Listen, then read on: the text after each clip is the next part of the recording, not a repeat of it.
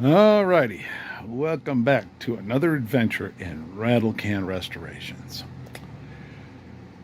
Today I was taking apart my $50 new processor 205 transfer case. Yes sirree, Bob, I got that on a local want ads for 50 bucks. Now, when I purchased it, gentleman said to me it came out of a perfectly run-in K5, and I believe him. I believe 2 years ago when he pulled this out, it ran just fine. I have no doubt. But being me, I can't just not take it apart. I mean, I've got 3 of them. That one's going in my 79 Jimmy, replacing the 203 with a 205. I've got that one over there underneath that blanket. That's just a spare. This one is going into a specific project. I have a 1990 Chevy G10 half-ton short van. It is 2-wheel drive. And my wife asked me one day when I was in a good mood, which is 99% of the time, she said, honey, how hard would it be to turn that 2-wheel drive G10 into a 4-wheel drive? And my response to her was, well, baby, with the proper amount of leverage and money and effort, anything is possible. So I bought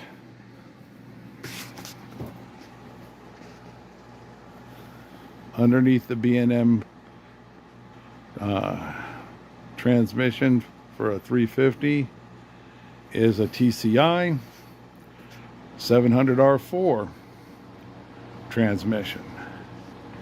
And that 700R4 transmission is going to be bolted to that new processor 205.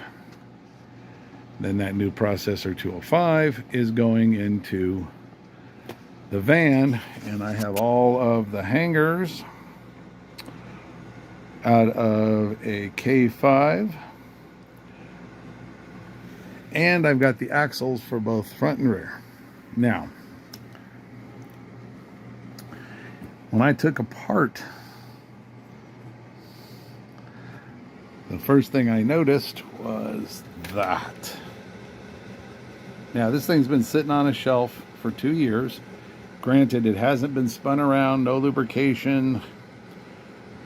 I spin these guys around probably once every month.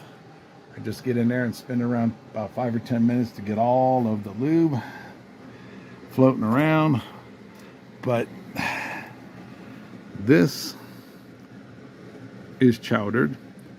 That is rusty. And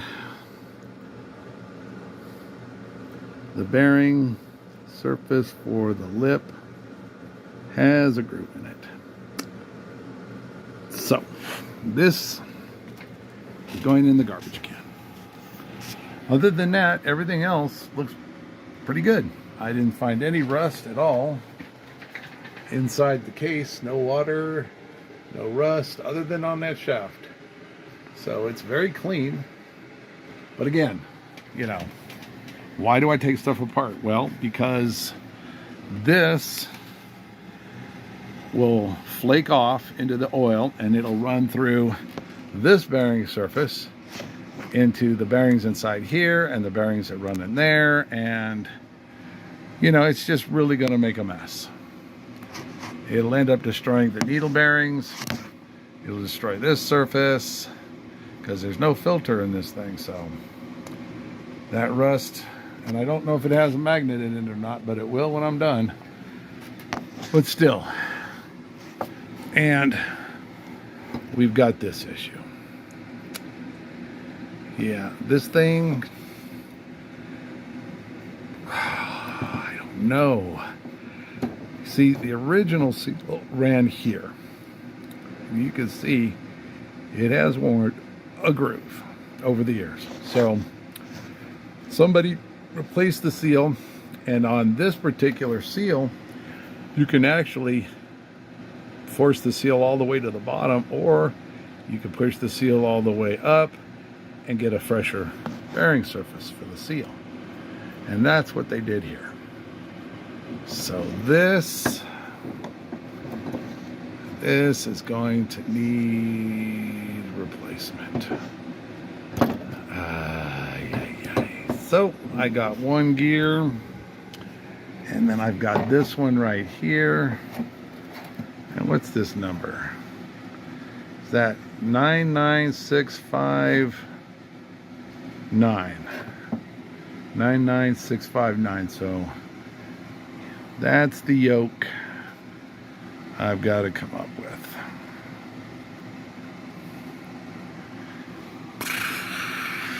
Because that fits right on there. Ugh. Anyway, I guess I'll search around online for that. And while I get that going, but I got projects. So the 79 Jimmy is getting a new 350 B&M transmission. It's getting the 205 new processor. It's getting a brand new 350 horsepower GM Performance Crate engine. The van is getting turned into a four-wheel drive. Jesus. I don't even know what to say. I've got 3 years worth of projects. And there's everything that goes for the Jimmy. I mean, I've got everything from the radiator down to the nuts and bolts. Nothing used. Everything brand new. And then there's the four-wheel drive conversion to the van. And I'm painting the van on top of that. I just got it all in primer and got all the body work done. It wasn't too bad. It had some dents and dings, no rust. And then the weather turned to snow. So I had to put that in, put that up for the winter. So that's all covered up outside. So I'm coming to the realization I've got 3 to 4 years worth of work, because I've got the TCI transmission for the van right there, an R700 R4. Holy mackerel. Ay. I am 60 years old, so by the time I hit 65, I should be done with all these projects. You know, just don't realize how much work you set yourself aside when you retire. You think, I gotta have projects. So, be realistic, people. Don't be like me and collect shit and then realize you've got 3 years worth of stuff to do. Do one project at a time. It makes for a lot easier life. Anyway, enough of me ranting.